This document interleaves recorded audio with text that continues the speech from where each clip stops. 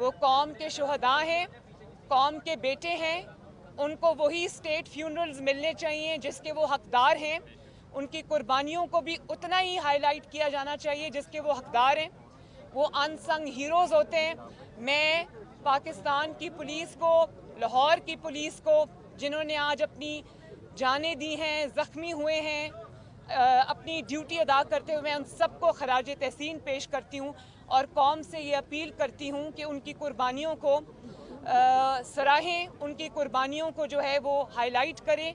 वो भी कौम के बेटे हैं जो इस मिट्टी की हिफाजत के लिए शहीद हुए हैं। अच्छा मैडम, कल मुलाकात हुई है आसिफ जरदारी साहब की परवेज़ उससे कबल थोड़ा बैकग्राउंड में जाए तो आसिफ नज़ीर तारड़ साहब को एक्सेप्ट नहीं किया था, ये कह के कि उनके बेनज़ीर भुट्टो बिल्कुल इधर ना जो अपनी बात करो।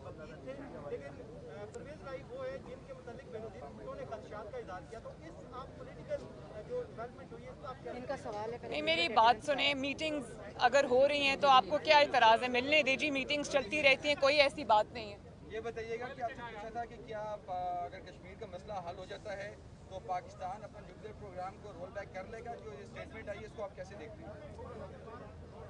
बहुत ही मुझे समझ नहीं आ रही कि मैं इस स्टेटमेंट को या इस स्टेट ऑफ माइंड को या एक ऐसे इंसान को मैं क्या नाम दूं या किस तरह से इसको कंस्ट्रू करूं जिसने इतनी अजीब बात की है।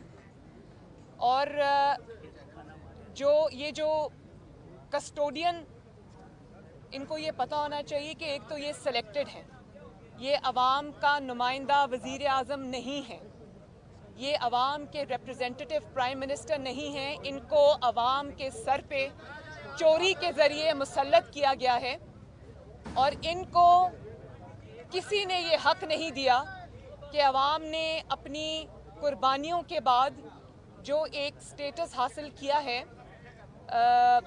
एटमी कुव्वत होने का, उसके ऊपर ये कोई कमेंट भी कर सकें। ये उसके कस्टोडियन नहीं है। पाकिस्तान की जो एटमी सलाहियत है, जो जौहरी प्रोग्राम है, इमरान खान सिलेक्टेड उसका कस्टोडियन नहीं है।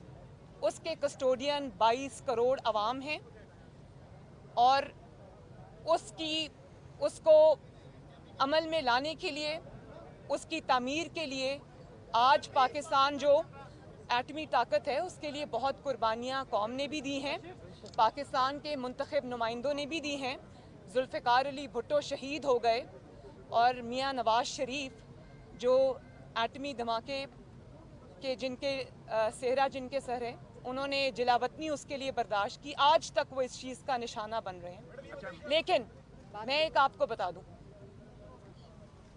कश्मीर का तो नाम आपको लेना ही नहीं चाहिए। कश्मीर का सौदा आप करके आए। आप अगर ये समझते हैं कि आप इस किस्म का स्टेटमेंट देकर आप कोई नई डिबेट खड़ी कर देंगे तो आप ये गलत कर रहे हैं।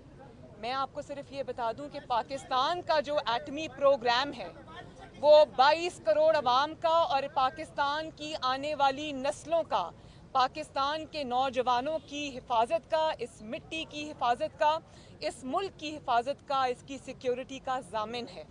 और अगर वो एटमी प्रोग्राम ना होता, वो एटॉमिक डेटरेंस क्रिएट ना होती, तो आज मसला कश्मीर के अलावा बहुत सारे ऐसे मसाइल खड़े हो जाते जो पाकिस्तान के लिए एक बहुत बड़ा इशू बन सकते थे।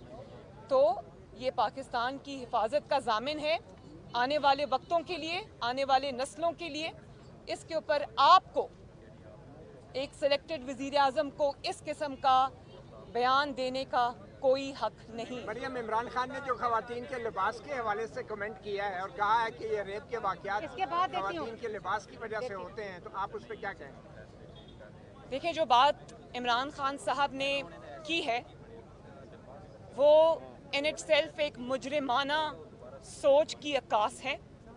उन्होंने ये बात करके कौम को ये बताया है कि उनके दिल के अंदर और दिमाग के अंदर किस किस्म की सोच के वो हामिल रहे हैं और किस किस्म की वो सोच रखते हैं। आप सोचें कि जो इंसान रेप को वैलिडेट करता है या रेप जैसे घिनौने जुर्म को वो मुजरिम को कहता है कि मुजरिम जो है वो जिम्मेदार नहीं है बल्कि मजलूम जिम्मेदार है, तो रेप अपॉलजिस्ट जो हैं, इनकी जान, इनके जो इस किस्म की सोच है, उससे पाकिस्तान को आज़ादी चाहिए।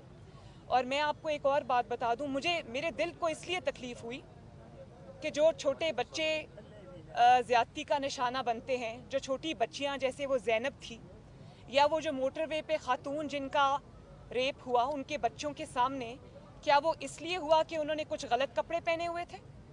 आपको शर्म आनी चाहिए इस किस्म की बात करते हुए कि आप मुजरिम को वैलिडेट कर रहे हैं और मजलूम को उसका इल्ज़ाम दे रहे हैं। इसके लिए भी बहुत ही पस्त सोच की, आई थिंक वो पस्त सोच है जिसकी उन्होंने अक्कासी की है।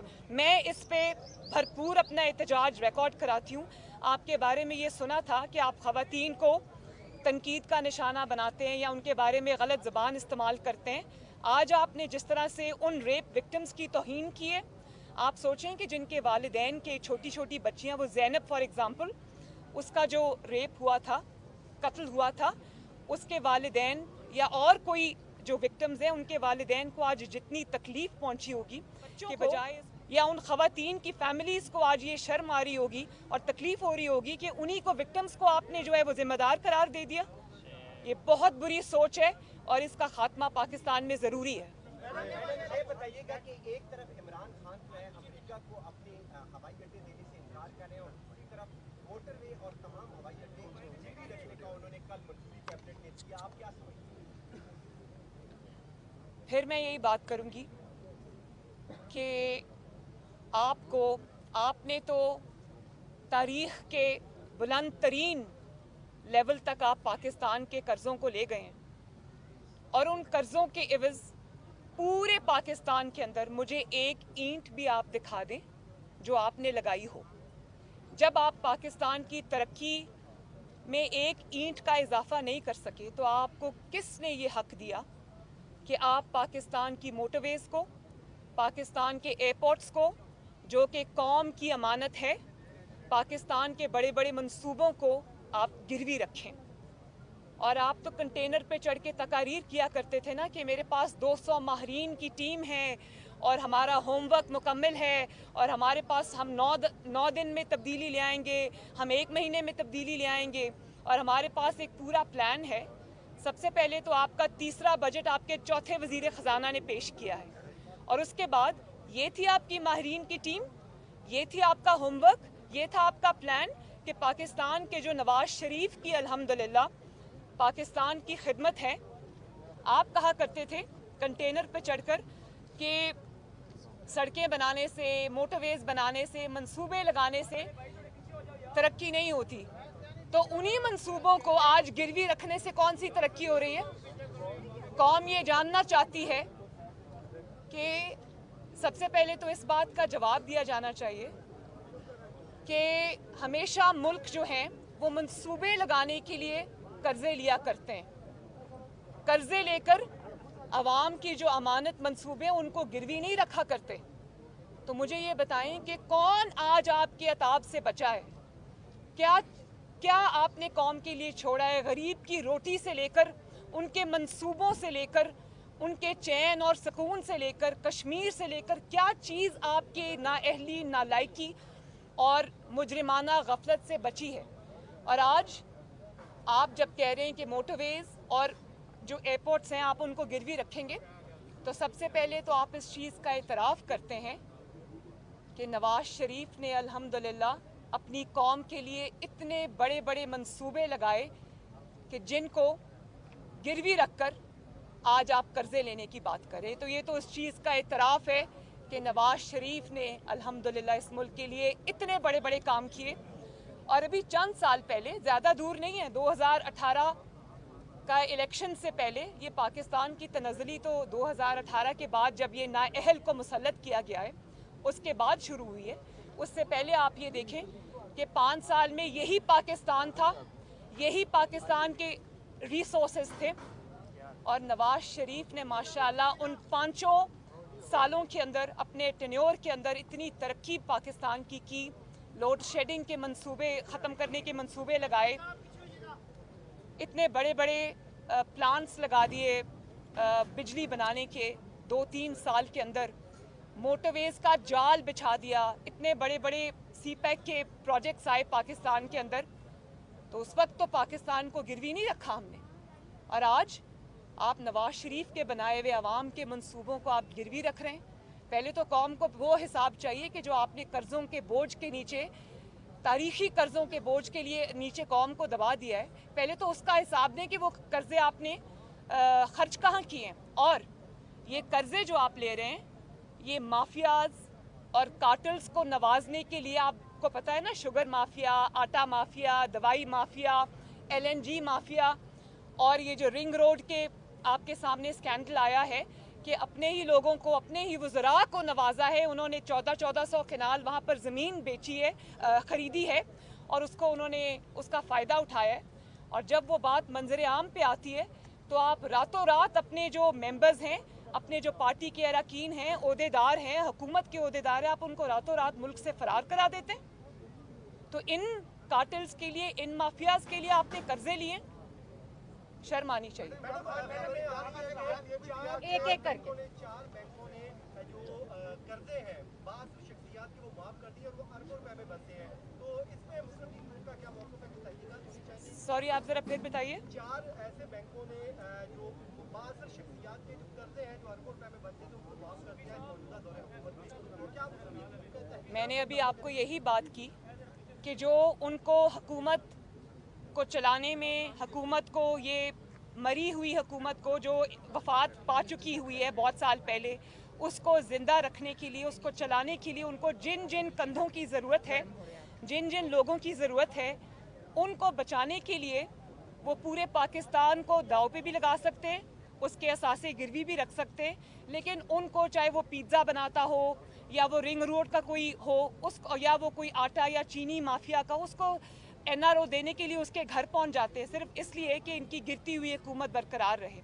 लेकिन पाकिस्तान अब अफोर्ड नहीं कर सकता कि पाकिस्तान के लोग रोटी से लेकर, गैस से लेकर, बिजली से लेकर, पेट्रोल से लेकर, और अब वो इस किस्म की चीज़ों को फेस कर रहे हैं। तो ये हुकूमत, अल्लाह ताला इसकी जान जल्दी पाकिस्तान से छुड़ा दे ताकि लोग सुकून का सांस लें।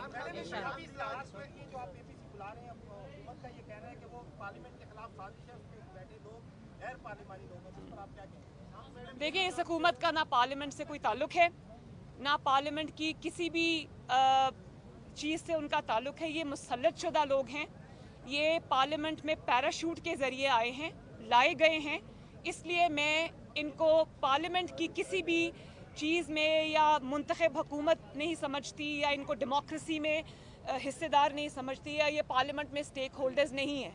इनके स्टेक्स कहीं और जुड़े हुए हैं। इनको पार्लियामेंट के बारे में बात करने का कोई हक नहीं, क्योंकि ये अवामी नुमाइंदे नहीं हैं, बल्कि अवाम का वोट चोरी करके अवाम के सिरों पे मुसल्लत है, जिनकी वजह से आज अवाम जो है वो पिस गई है। जी, मोहम्मद नवाज शरीफ साहब जी। Last question.